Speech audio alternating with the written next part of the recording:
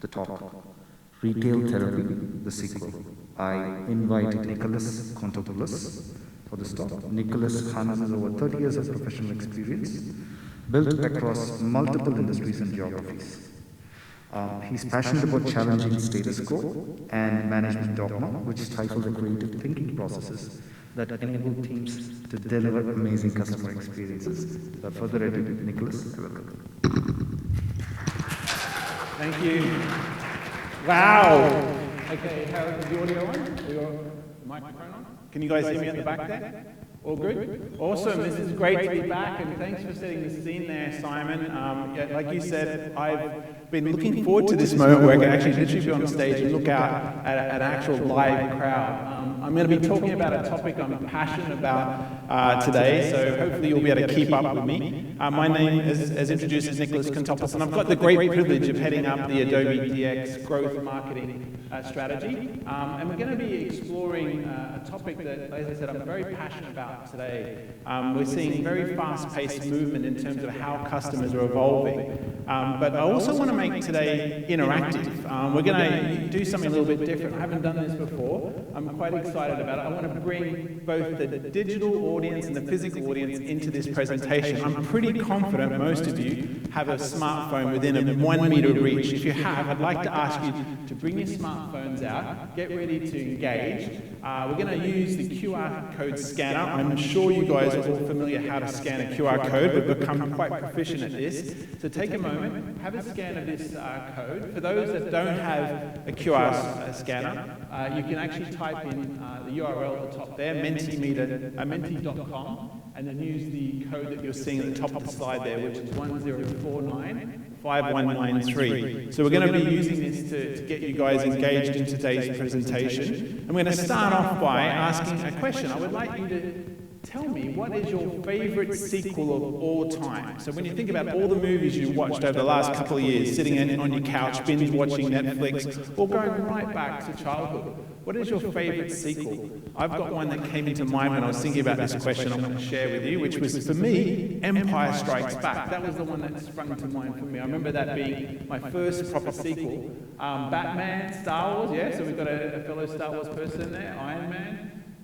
Great to see. Endgame, excellent. Die Hard 2, that was a fantastic film. I was definitely up there. Rambo 2 was another one for me. So great, excellent. Great to see you know how to use this. This is going to be we're going to be using this tech through the session. But effectively, when we think about the last year, using movies to switch off has been a great way to get away from thinking about what the pandemic was, having an impact on us. And Netflix and chill became quite a common terminology for how we would relax when we got home. But also when we think about escapism, I would say shopping has become another area of escapism. I remember when the pandemic first hit and I was watching my colleagues through Zoom calls and team calls, all of a sudden I started seeing the phone, their doorbells ringing quite often, and people delivering packages, because we were starting to order things and having more products shipped to us. So we've really embraced digital transformation, I think, at a scale that we never could have anticipated. Obviously, there was predictions that we would see large chunks.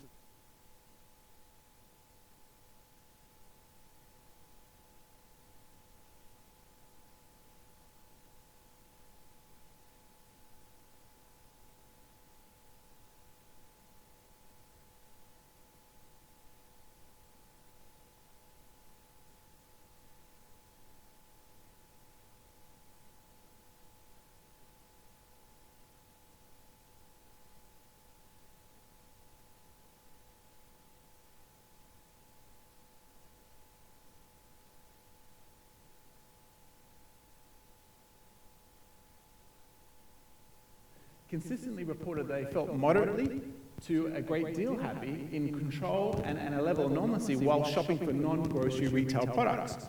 So what we're seeing here is, a significant change, or an important role in terms of how people are using digital to interact with brands and ultimately one another. But equally, what was interesting here in this research is also looked at both physical and digital channels and how people were feeling about using these.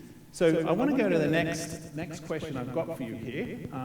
Who has been guilty or feels a little bit guilty about their increased spending that they've made since the pandemic hit? I mean, have you started shopping more? Are you shopping less? Or is it about the same? Let's see what everyone's saying says. I don't know about you, but certainly for me, I've been shopping more online for sure, 100%. And it looks like with the poll here that by and large, most people share the same sentiment, that we're actually seeing ourselves spending more time online purchasing goods and services, which is great. So if we speak about change, and the change that the pandemic has brought about on us, what we're seeing is a fast forwarding of the way and the acceleration of digital living. Yeah, so we've been talking about this for some time now. We've been a lot of discussions at these such events about the role of digital transformation. And what's been really interesting is in the last year, or even within weeks of the pandemic, we saw an acceleration of growth of digital adoption that actually we literally saw 10 years worth of change in a matter of weeks, yeah?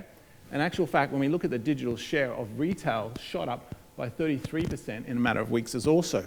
So we've seen a massive shift to digital, and this wrong-footed a lot of businesses that hadn't really laid the groundwork that was needed in order to bring both the digital and physical capabilities together. So again, we're going to be hearing a lot about that today through my session and the subsequent sessions about the importance of having an omnichannel strategy. Again, we've talked a lot about that over recent years, but there is no doubt now that we need to be moving more aggressively in terms of adopting that, because we are seeing, again, our traditional holiday sales move more and more online.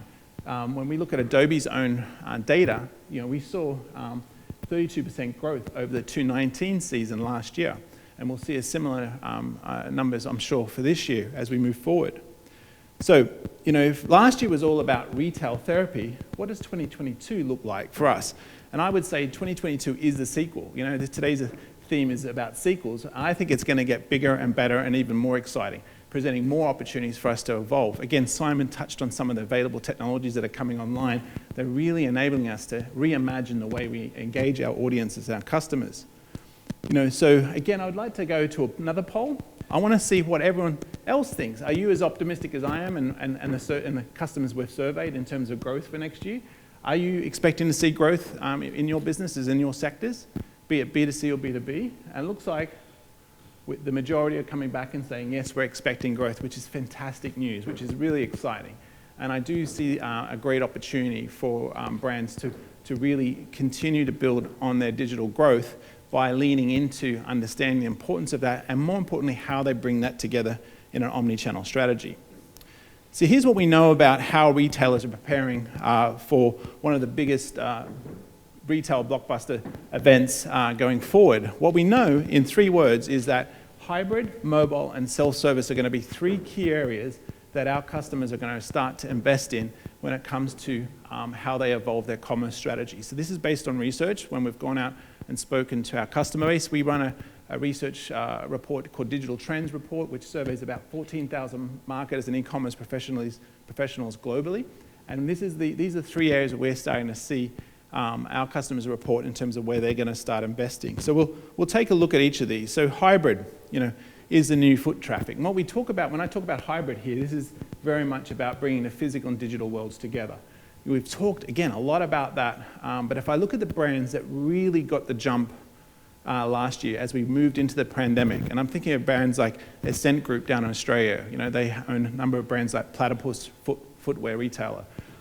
These brands had invested in building digital and physical omni-channel strategies for several years, which actually positioned them really well to be able to make the pivot as the pandemic took impact, had an impact. And they've ultimately evolved the way they bring those 2 worlds together. And I think a lot of times we've seen, and I still see this mistake being made, where e-commerce is set up as a separate sort of silo within the business and not really thought about as being part of an integrated component, integrated into the wider business, And we see a lot of competition often between the different departments. So we really need to think about how we bring these 2 worlds together, and also think about how we reimagine the physical space in terms of how we bring that, be aware of the way our customers are using digital tools to do their research before they even walk into our stores, or post walking out of our store and doing further research. How can we bring those 2 elements together is going to be a key area. So next up, mobile is getting a massive makeover. Again, we've talked a lot about mobile in past years. I think everyone acknowledges the importance of it. I've actually asked you to bring your mobile devices into my presentation. We've started to see behavior changes in terms of how mobiles can be used with the use of QR codes. These are presenting all new opportunities for us in terms of the way we can engage our audiences and our customers. And we really are seeing retailers realize that this is an area they need to invest in terms of taking mobile to the next level. Nearly half of retailers surveyed in 2021 Digital Trends report are prioritizing investments in mobile ordering, and 40% are investing in mobile applications. These are phenomenal results. Really exciting to see brands leaning into mobile, really prioritizing that and understanding the importance of mobile, especially in this region. I've got a great data point I'm going to share with you in a moment about some of the trends we're seeing in terms of mobile adoption within Southeast Asia. And finally, self-service is here, and it's here to stay. Again, we need to provide more options for our customers to, explore and find solutions to the questions they have in a digital fashion. That helps us. Again, we've got to be where our customers want to be in terms of in the way they want to find information. So using mobile and using digital tools is a great way to offer up information, insights on how a customer can get the best out of their product. So being thoughtful about that in terms of their end-to-end customer journey and thinking about the different channels they will want to use to be able to learn more about how they get the most out of your products is going to be quite critical going forward. And also from the Digital Trends research, 75% of multi-channel or omnichannel retailers regard digital self-service as either important or critically important to their businesses. Again, really great insights here that we're seeing a trend here across the globe where people are realizing this is an area they need to start investing in. So I really want to encourage you guys to think about that. Sadly, COVID-19 will have had an impact on consumer behaviors. We will see that. Not all consumers will feel as comfortable as they used to in going and moving into physical spaces. There is going to be a need to think about that in terms of how we build our go-to-market strategies. How do we integrate the customers and stay in touch with our customers? And this is where technology can play a really important role in helping deliver a personalized experience to those that maybe feel less comfortable in moving in and interacting in a physical form. There will be other customers that are happy to move in between physical and digital. So again, it's going to create challenges, but also there's a huge opportunity for us to take advantage of the technologies that we have available to us to really adapt our marketing and go-to-market models to accommodate those behavior changes that we're going to start to see take place within our customer base. So what can you do to start your journey here? Well, I'd like to say there's 4 ways where Adobe can help and provide capabilities for you. We really do want to lean in and support you in terms of how you can build agility into your commerce strategy. Absolutely critical. We need to have that ability to pivot and adapt to basically the business environment we're operating in. And we know that that's now not like it used to be. Yeah? It is going to constantly be under threat of potential, further lockdowns, etc. in the future. We need to know that if that does happen, we can make those changes and have the ability there. We need to also invest, as I've sort of touched on, the importance of mobile and self-service capabilities. We need to also develop a hybrid strategy that brings the physical and digital worlds together. We need to look at how do we integrate technology and harness the technologies we have that enable us to deliver a personalized, more importantly, individualized experience. Yeah, I really think we need to go beyond personalization and to a level of individualization. And these are areas that we want to be able to help you guys on in terms of your journey. So let's talk about agility. Well, clearly, again, as I said, we've seen a lot of change hit us in a very short space of time. So I think most of our businesses that have survived and managed to navigate through that have built muscles now around understanding what has happened to the businesses and how have managed to start to navigate those challenges. So we need to continue to develop those muscles, build that capability in our business, that we hang on to that agility and continue to refine our ability to actually pivot and move when we need to. So investing in capabilities that are not just in terms of technology capabilities, but also in the human capital, creating an environment where our teams are able to have the freedom to experiment, to try new things, to prototype, test out new concepts, be it a campaign or a message, and being able to use technology to understand if that's working or not, so they can make the pivot if need be, is really going to be important. again, headless commerce is an area that's been talked about for a lot in recent years. This is an area that we also are quite excited about. When Simon was talking about the broader Adobe set of capabilities, this is again where I was super excited when Magento was acquired. I was with Magento and part of that acquisition journey. But when I look at the Adobe portfolio of solutions, this is where headless commerce is now a really exciting area for the Magento community. So as you mature your commerce journey and you start to think about what headless can offer you, it does enable you to start thinking about how you can use the capabilities of the technology to have faster response times and smoother experiences that you deliver to your customers. It enables you to start thinking about how you can develop and change the back end without affecting the front end experience you're delivering to your customers. And ultimately what I love about it is it does provide you the freedom, the freedom to be able to experiment and to evolve your strategy. You're not locked in that respect. So this is where we're quite excited about what headless has to offer you going forward. So next up, mobile. I touched on this. Mobile, without a doubt, is going to continue to be really critical. We need to really think about how do we invest in terms of delivering a mobile experience. Mobile enables you to stay in touch with your customer, if you think about that. The moment they walk out of your retail space, if they have you on their phone, guess what? That's an opportunity for you to stay close to them. Literally, if I steal Steve Jobs' old message when he launched the iPod, 1,000 songs in your pocket, well, effectively, you've got 1,000 products that you can now put into your customer's pocket. So think of it in that context, the ability to stay in touch, stay close to your customers, to give them the access to the information and insights they need about the products or services they're considering that you can bring to them. So let's take a quiz here, another quiz. What is your mobile strategy going forward? I'd love to hear from you. Are you planning to develop a native app? Are you considering investing in mobile progressive apps? Or are you working on improving the mobile browser experience? Let's see where everyone's landing in this respect. So at the moment, we've got people working on improving the mobile browser experience, some considering a local app, or native app, I should say. Okay, and some actually looking at planning on developing a progressive web app, which is really exciting. That's great to see. Excellent, thank you for sharing those insights. So what this means, really for you is that, from my perspective, delivering a mobile experience is just an okay mobile experience isn't enough anymore. We have to think about how we can take it to the next level.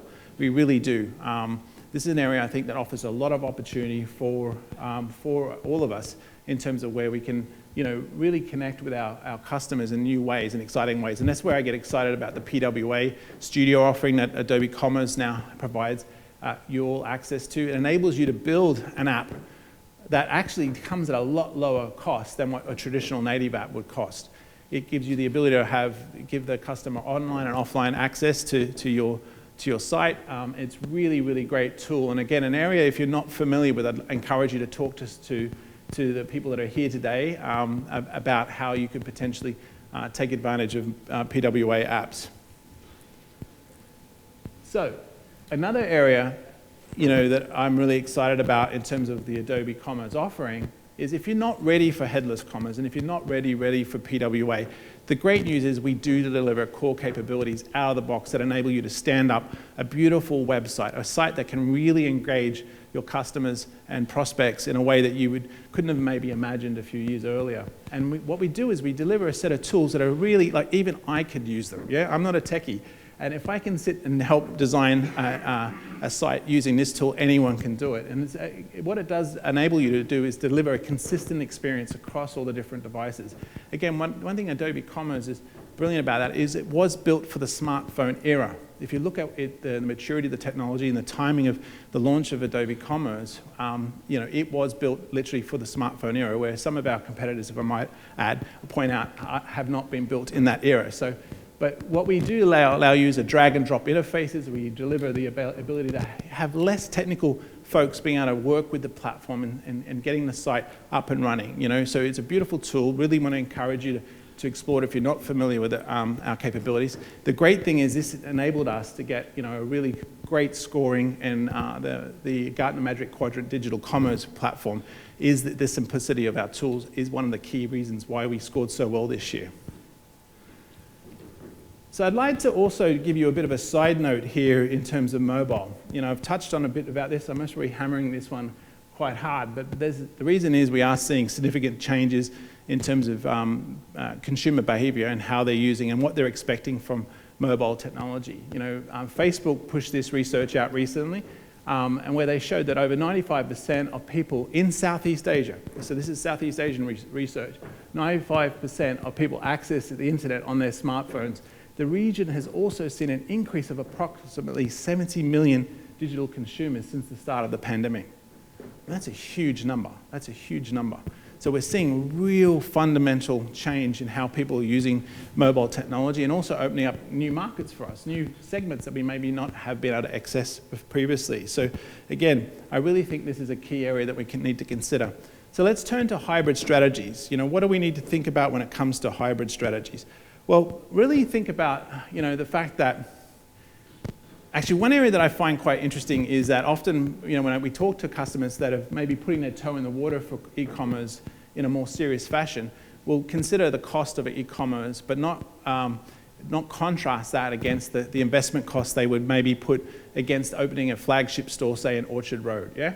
We will literally spend millions of dollars building a flagship store that has ultimately limited access to footfall. When you think about it, there is a limitation of how many people can physically walk through those stores and access your products, access your stuff.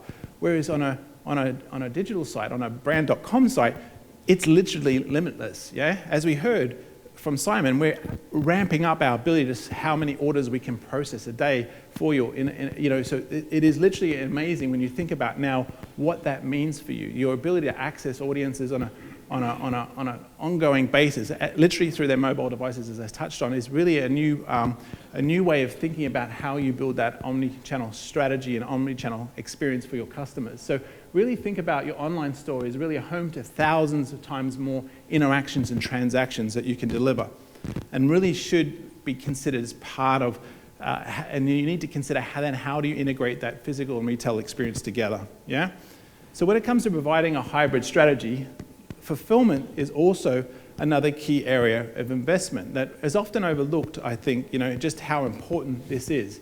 We make a promise, we drive people to our website, we get them excited, we personalize the experience, we deliver them a really rich experience. They then come onto this, they then go through and they make the purchase. We then need to get the products to them. We need to make sure what we've said is in stock is in stock. We then need to make sure that I give the consumer options as to whether she can go in-store and collect those stores, make the purchase online and go in-store, or have them shipped to her. So really thinking about the fulfillment piece end-to-end is really critical. Whether I'm buying the products while sitting on my couch, or whilst I'm in store researching the product and wanting maybe to transact there and then because I don't want to wait in line for a teller. Having that flexibility, having that end-to-end understanding of how fulfillment is delivered is really critical. Your shipping partners, again, who you're working with and how you get those products sent out really need to be considered. The online gate payments is another key area. Again, we often don't think about these areas of and the role and the importance they have when it comes to customer experience. So I really want to encourage you to think about that fulfillment experience end to end. Finally, I want you to think about how you integrate technologies or utilize technology to deliver that personalized experience. Again, we are moving beyond personalization to now individualization. The ability to really tailor that experience to the individual is becoming a real-world possibility. So, and lastly, when it comes to Adobe's capabilities, one area that I'm also super excited about is our Adobe Sensei and how we've been bringing that into our Magento or Adobe Commerce offering now, and the ability to use the data we're collecting about our consumers to provide what I call a brand utility, really create a service proposition back to them where we can make recommendations back to them tailored based on what we know about them. This is where we can be really smart in how we engage a customer, make really relevant interactions and offers to them based on those insights we're collecting and that data that they're sharing with us. So I'm going to quickly talk about a couple of case studies that I want to share with you. Quartz is a great B2C customer that I think pretty much everyone here in Singapore will be very familiar with, and I'm sure a lot of people would be familiar with across Southeast Asia. They're a really great company that have really embarked on a journey of real transformation. They had some real challenges when it came to their digital digital capabilities a few years back, and they really knew they needed to up-level their digital experience. They had real mediocre web and checkout user experience, and ultimately they were also seeing real meltdowns when it came to their peak holiday periods, like Cyber Monday. It was a particular pain point for them. So they really wanted to look at how they could take that to the next level and really evolve their web experience, but also integrate it with their physical spaces. A great example of a brand that brought these two worlds together. I'm actually a testament. I can be a testify to this working. I remember going in and ordering something online, going in store to pick up one of their goods, and end up buying a TV, much to my wife's dismay. I ended up buying a TV when I was picking up something that I'd ordered online. But again, really smart way of bringing me into the store, going to click and collect, but then engaging me there on the store then to look at how they could upsell, cross-sell to me. And they've actually done some amazing results here. If you look at the types of numbers they're punching out here in terms of benefits they're seeing through really thinking through that omnichannel experience, they're really achieving some astonishing results. I mean, 41% growth in online revenue. I mean, who wouldn't want to see that type of number being recorded against their business? Another example I want to bring is for the B2B folks that might be listening to me and saying, hey, Nick, this is all fantastic for B2C brands, but what about us B2B? Signet is one of my favorite stories. They're out of Australia. They're a Queensland company that sells packaging and security and warehousing goods. They also had some real challenges in how they were engaging their customers. They had over 40,000 SKUs. They also had a cumbersome pricing engine, and they also had a legacy checkout flow. And they really wanted to look at how they could take it to the next level. Guess why? Because they started to see a behavior change in B2B buyers. B2B buyers were wanting now a consumer-grade experience, so they realized they needed to change. They're actually a fantastic brand when it comes to also appreciating the importance of customer experience. Their CEOs really do understand that importance and live and breathe customer experience right through the entire organization. And they've translated that into their web experience. If you look at their website, it's a consumer-grade experience. I mean, you go on there, it's actually really beautiful. For the B2B brands that are here, really would encourage you to go and check out their website. It's such a beautiful site to navigate. And what they've delivered is, again, a really strong, differentiated offering to the market, to their customers, that is really, delivering great results for them, So I really want to encourage not just B2C brands, but B2B brands to think a lot about what I'm saying here today on stage. So feel free to go to this, use this QR code if you've got a second. Scan this QR code, you'll be able to go and actually get access to all of the content I was sharing today. So the case studies, the research, we've got some fabulous resources up there. I'll also make sure that the team have access to this deck so you guys can also dive into it later. I really want to thank you all for coming today. Again, I want to thank Renaissance and the entire community that's here today that's supporting this event and all the attendees that have come. Looking forward to you guys having a wonderful session, and hopefully I'll get to meet some of you in person post the event. Cheers. Thank you very much. Take care.